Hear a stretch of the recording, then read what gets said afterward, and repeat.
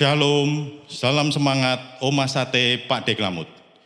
Bapak, Ibu, dan Saudara yang dikasihi Tuhan, tema saat teduh hari ini diberi judul Menghargai Pluralitas.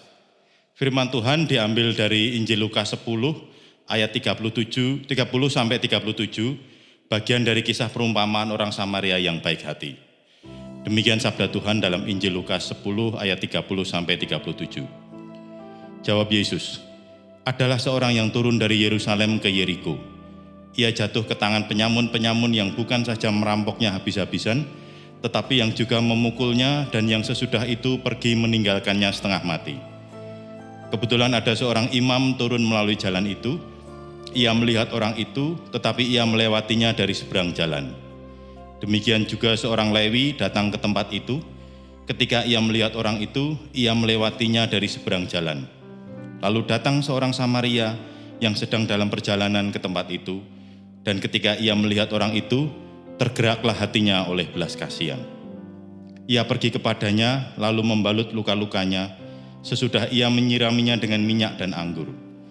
Kemudian ia menaikkan orang itu ke atas keledai tunggangannya sendiri, lalu membawanya ke tempat penginapan dan merawatnya.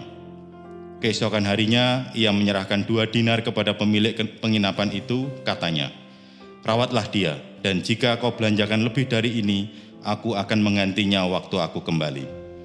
Siapakah di antara ketiga orang ini menurut pendapatmu adalah sesama manusia dari orang yang jatuh ke tangan penyamun itu? Jawab orang itu, orang yang telah menunjukkan belas kasihan kepadanya. Kata Yesus kepadanya, pergilah dan perbuatlah demikian. Bapak, Ibu, Saudara, perumpamaan di atas adalah jawaban Yesus atas pertanyaan ahli Taurat. Siapakah sesamaku manusia? Mereka mungkin berharap Yesus akan menyebutkan kriteria tertentu yang bisa disanggahnya. Namun Yesus malah memberikan perumpamaan yang mengejutkan. Orang Samaria adalah keturunan Yahudi yang sudah berdarah campuran, sehingga dihindari oleh orang Yahudi asli. Namun ketika mendapati seorang Yahudi yang sekarat, justru orang Samaria yang memberikan pertolongan. Suatu contoh yang dramatis. Orang yang ditolongnya bukan hanya berasal dari kaum yang berbeda, tetapi yang selama ini menghina dan mengasingkan kaumnya. Mengasihi sesama manusia bukan karena mereka sama dengan kita atau berbuat baik kepada kita, tetapi karena Tuhan menghendaki kita menyatakan kasih-Nya kepada sesama kita.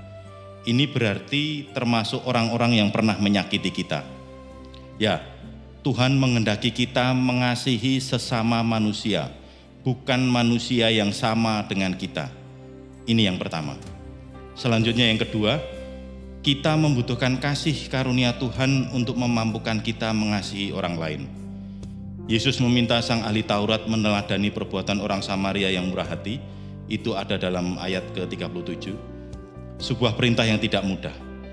Jangankan mengasihi orang yang memandang kita sebelah mata.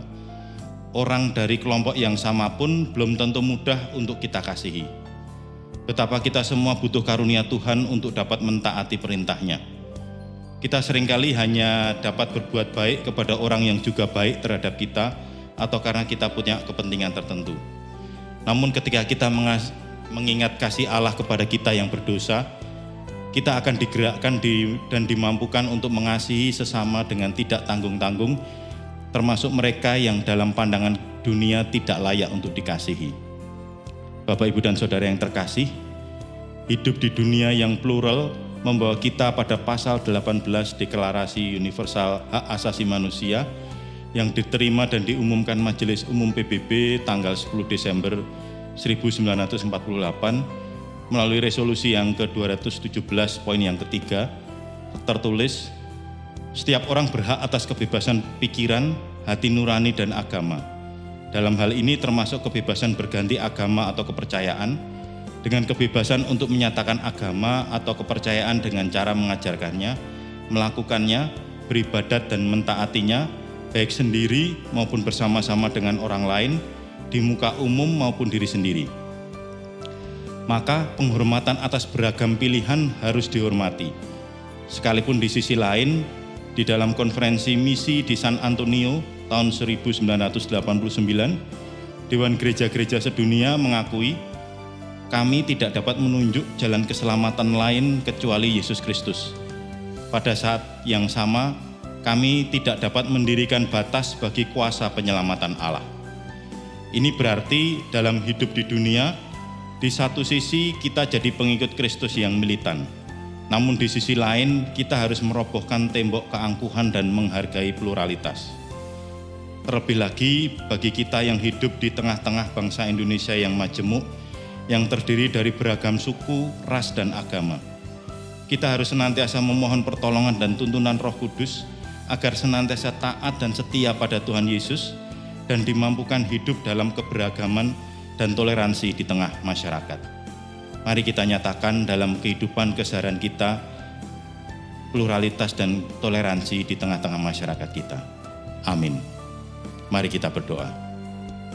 Tuhan, kami bersyukur atas teladan hidup dalam kasih-Mu yang melampaui batas dan sekat. Kami yakin Engkau beserta kami, mewujudkan kasih itu yang saling menghargai perbedaan, penuh toleransi dan kepedulian. Dengan demikian, nama-Mu kami permuliakan melalui kata dan tindakan yang memancarkan kasih Kristus. Kami serahkan perjalanan hidup kami kepada-Mu. Di dalam kasih Tuhan Yesus Kristus kami berdoa. Amin. Demikian renungan kita Omah Sate Pak D. Klamut pada hari ini. Selamat pagi, selamat beraktivitas. Tuhan Yesus memberkati.